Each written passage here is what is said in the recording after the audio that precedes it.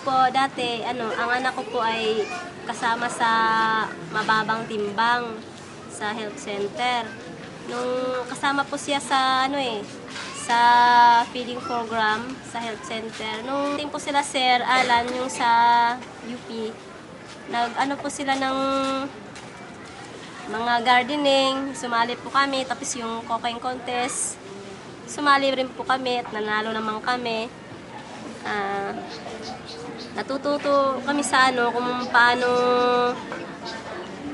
gawing malinis ang pagkain, kung ilan ang dapat ipakain sa bata at paano gawin ang masustansyang gulay na kakakainin ng bata.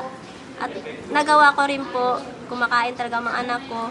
Dati kasi po, bumibili lang po ako ng lutong ulam, hindi ko na pinapansin kung malinis ba yun o masustansya, basta may ulam na kami. At saka magastos.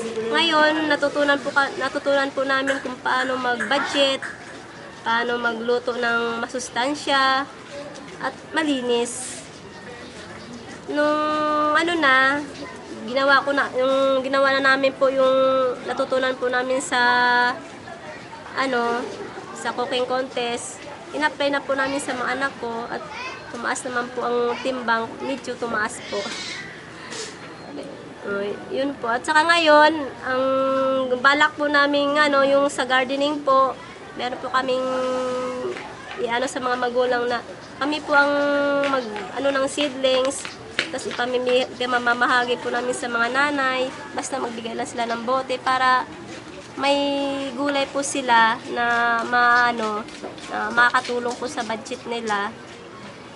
Yun po aming plano po ngayon at inumpisahan na po namin kahit paunti-unti pa lang.